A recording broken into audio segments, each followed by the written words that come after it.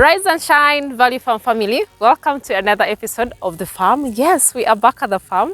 If you're new here, please consider subscribing and also turn your notification bells on. And of course, if you are a returning subscriber, thank you so much. Thank you for supporting Value Farm. Thank you so much for loving us. Thank you so much for, subscribing and learning from the content. You guys are really gems. I really appreciate you guys so much. So if you're watching me for the first time, my name is Tina. I am the co-director of Value Farm, and I'm super excited to always come here to share with you content and also share with you what is really happening at the farm, because there's a lot that is really happening here. This is a mixed farm. We have the goats, we have the cows, we have the sheep, we have the pigs, we have rabbits, we have poultry. And of course, poultry, there's a lot that we have there. We have a mix, and it's on free range. Like we have the ducks, we have the chickens, we have the turkeys. Guys, it's just something that we are really starting, and everything is really amazing for now. And I should really tell you guys that I love the progress that is really happening here. This video is about how you can keep snakes away from your farm. This is the title of the video, and of course I wanted to share with you some of the things that we are definitely doing at the farm and our lessons, basically. Because of late we lost a goat due to snakes from this farm, because I know you guys have really told us, how are you preventing snakes from your farm, how are you doing it? So there's a lot happening here and what we are trying to do as well. As you can see, this other side we have bushes, but we've tried to, and bushes are the major habitants for these snakes. So snakes come from the bushes and they come here. And you might be wondering, we have here the cows, we have here the goats, we have here the pigs, we have the poultry, and these snakes usually are just in the neighborhood, and you cannot do away with the snakes. So what we are basically doing here, we are trying the basics first. What are we doing? We are trying to clear. As you can see, this whole section here, this was before was like a bush. There's a lot of grass, long grass here, but we are trying to cut it down so that we can level it, so that we can make sure that at least the snakes do not really come and attack our goats. Unfortunately, it is, I think, 1 week ago that, just a few days ago, not even 1 week ago, got a snake bite with our little kids for the goats. As they were grazing, they were, I think, at the fences, so it bit it. So that was so unfortunate, but we learned from it. And what are we trying to do? One of the things that we also did before is about our structures. How are we building our structures so that our animals are not affected? As you can see, this very goat house here, the goat house is raised. There's no way a snake can definitely climb to the goat house. If compared to how if we got maybe this other lower or the grounded kind of structure, they could easily enter and bite the goats. But at least with these structures, you can see it is raised. At least we are safe enough for the goat section. Still, if you look at the piggery house, we have a wall. Guys, a snake cannot climb to the piggery section. So basically what we are doing, as long as you have a firm foundation, as long as there are no holes, because snakes love to dig under certain holes so that they can access to the animals. So the wall is right there, it is raised, it is permanent, they have no access to our pigs. That is the other thing. Like this other temporary structure you can see here, this is the temporary structure that we had before, and still we had iron sheets on them, and it was of course raised as well. So there's no way a snake can definitely go inside this house. So this is one of the houses, the temporary structures that we had, but still we had to make sure that at least there's no opening or any inlets so that anything can be able to pass through this. At least you can see there's an iron sheet here, though this one is quite open, because snakes can definitely go through even this other section here. But at least at the lower part, they cannot have access to this temporary structure. That is the beauty about it.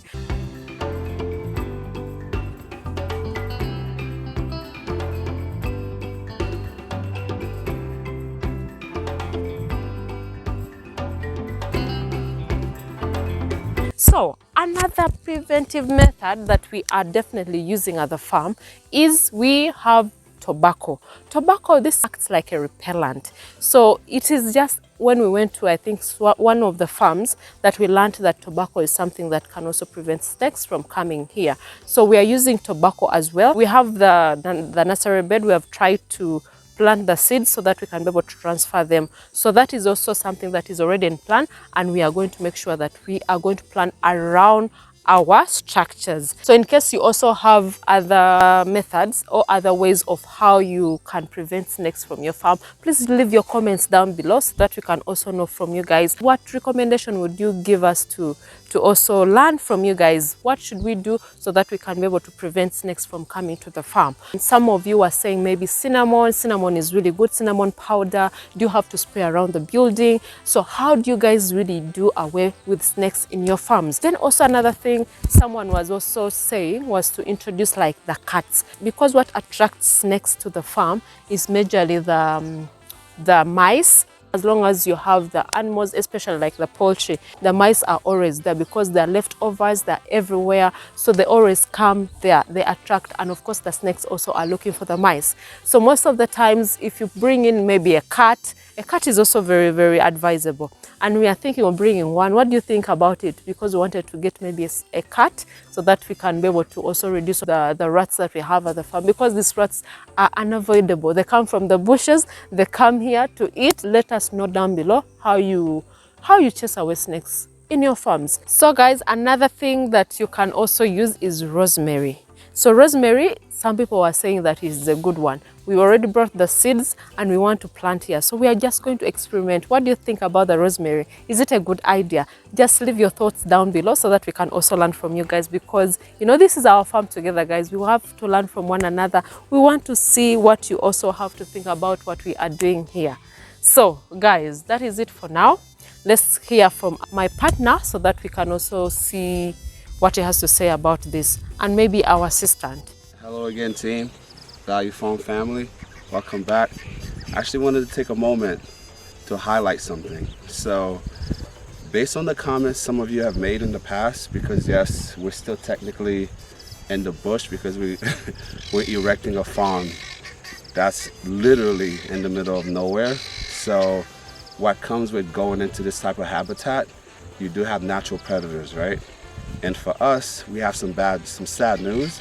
We actually lost one of our young boa kids to a snake bite. That happened a few days ago. Now, though that might sound sad, right?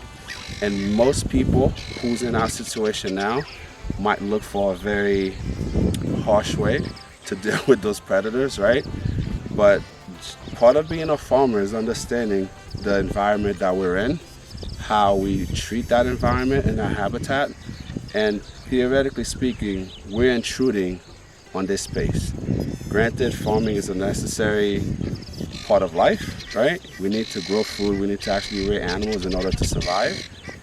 So while here, we have a lot of snakes. Some are venomous, like the one who bit our kid, who passed, but some are just simply out here looking to, we have different types of snakes. We have pythons, we have boa constrictors, you name it. We are in Africa, this is Uganda, they're here, right?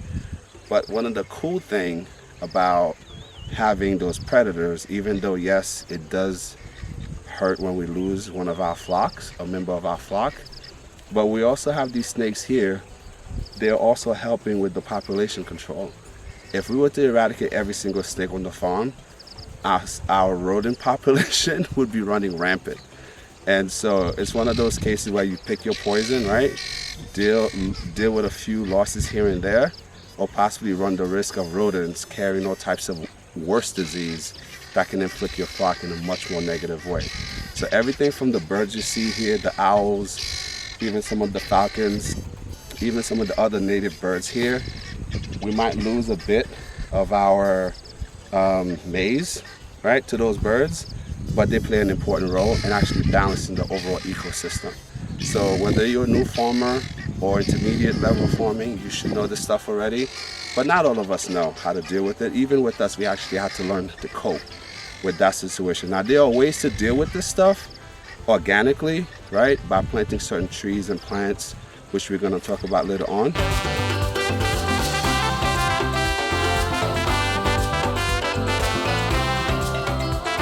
Agnes, you're welcome. First, introduce yourself to the viewers who are watching you for the first time. I'm called Agnes. Please consider subscribing to Value Farm channel. Thank you so much.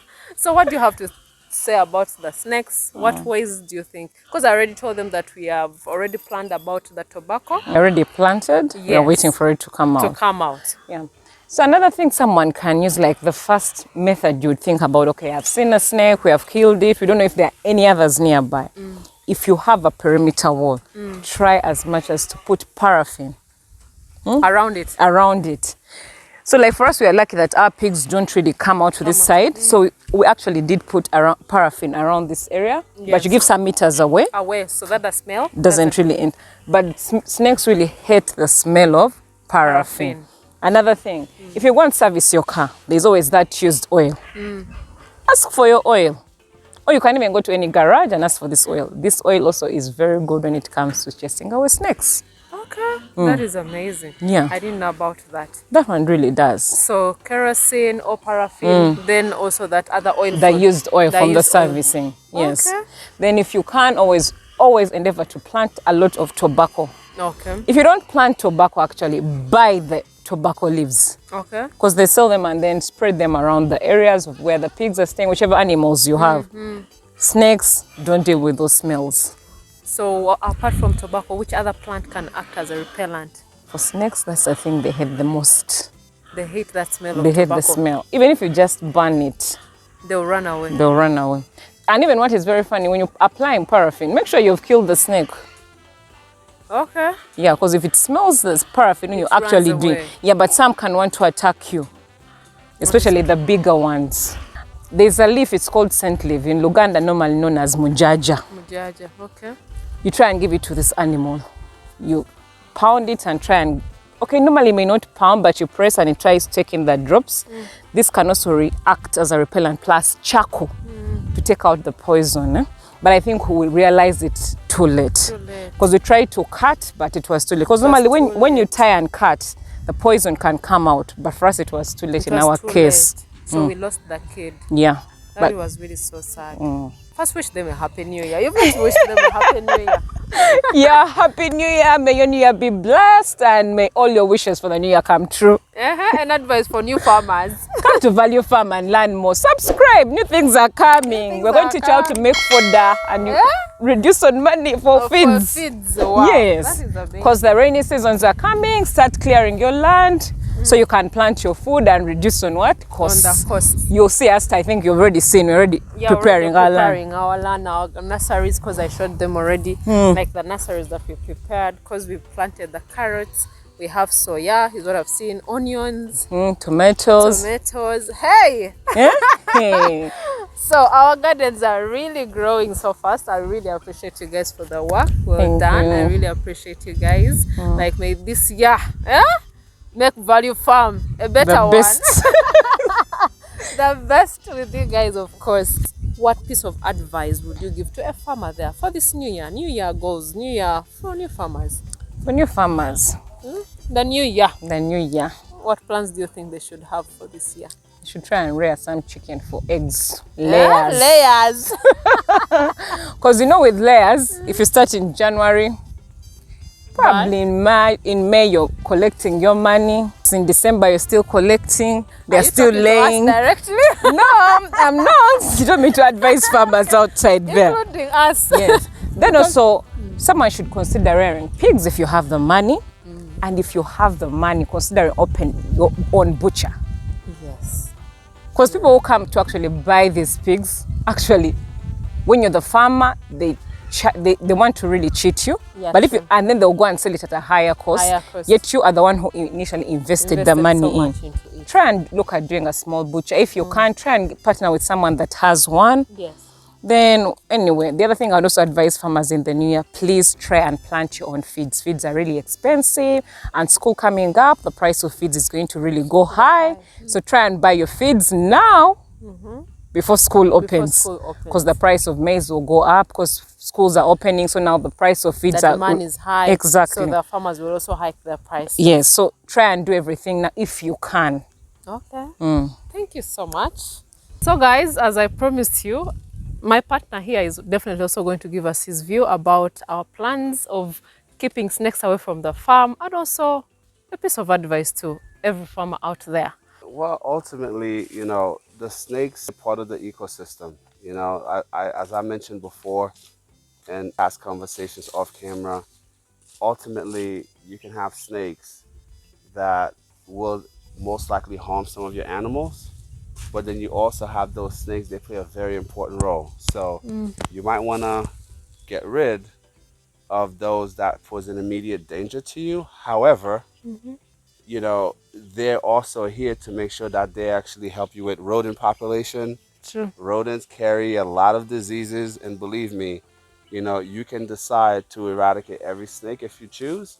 Ultimately, the price is going to be much greater because the existence of those rodents on your farm are going to cost a lot more harm than good. Because when you have rodents, they get in your feeds, you feed That your is so animals true. with that contaminated feed.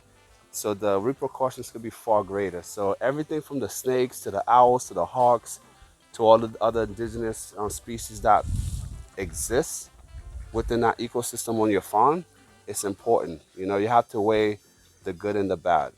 So did it hurt to lose one of our prize kid goats? Of course. Yeah, I told them about it. But by the same token, we're here. We have to share the space. We share the environment. Yes, there are measures you can take. You can spray to keep the snakes away. You can also, choose to poison, which we're never gonna take that route. But Because you could even ultimately, poison the animals. yeah. So we want to try to keep have an organic solution. But ultimately, you know, they're part of what we do. They're actually part of nature, right? Yeah. So the only thing I can tell you guys that you could do to help mitigate the exposure, is how you actually build your structures. Like one got into our rabbit hutch, Yeah. so now we're actually fortifying the lower section to make sure that they cannot enter, right? So you have to just be smart about how you choose to pick your battles. For me, I don't want to lose anyone. I don't want to lose any animals, but I also want them around to help us control, to keep nature balanced. So the snakes are So our friends. really, but we should really keep them away. Like not so many, because attracting so many of them might affect us in the long run. Though we need them. It does, but again, you can never go from one extreme to the next, right? Yeah. You can't eliminate all of the barriers for the snakes, but by the same token, they play a very important role. Like I don't want to chase the owls away. I don't want to chase these amazing hawks away because they play an important role. Yeah, true. So as farmers out there, we understand that they are collateral damage, and dealing with snakes, it's not the sexiest part of the business, but it's a necessity. It's a necessity for As long us. as they're not biting you and we don't lose people, that's the most important thing. Oh, wow. So watch your step as you walk through the bush. You have to wear gumboots. That's why you see us most of the time on the gumboots. At least we are safe enough when you're in the bushes. You don't, at least we try to avoid the snake bites. Yeah. So guys, as you can see where we are standing right now, this is another section of the farm. I know I've never brought them this other section as well. Yes. So we are trying to expand. Like I told you guys, the new year, new goals, new everything, new investments and new expansions. So what's happening here, this is where we're going to be building, accommodations, right? Lodges, options for you guys to come, because a lot of you want to visit the farm. We want you to come visit the farm. So while we're here, yeah. we want you guys to be comfortable. Sure. So cottages are coming, training facilities are coming, because we truly want this to be a model farm to actually share our knowledge, both not just on YouTube, but in person as well. In person as well. Yeah. A piece of advice to anyone out there watching this video at this particular moment, it's never too late for you to start. You can start anytime, whenever you're comfortable, but do not over procrastinate. Yes, at least if you have your things, if you have something, start with whatever you have. Start small, but think big always, as we tell you. But I would also wish you a very happy new year. May this year bring you so much joy, more opportunities. Well, number one, again, Happy New Year to all of you out there, wherever you are, however you're watching this. We welcome you back, and we really appreciate the support you guys have granted us. Road to 50 is around the corner. So any of you Yes. who haven't subscribed, we really urge you to subscribe and continue to follow. But ultimately, you know, when it comes to farming, like anything else that grows, whether you have children or pets, it takes patience, right? So you're not just gonna come today, start today, and expect to get immediate result right out of the gate. You know, you're gonna make mistakes, and that's okay. That's also part of learning. And so for the new year, the goal is to take one step, make one decision to start, and start moving forward. So thank you very much. I'll catch you guys in the next video. Subscribe. See you next time. Bye. Bye.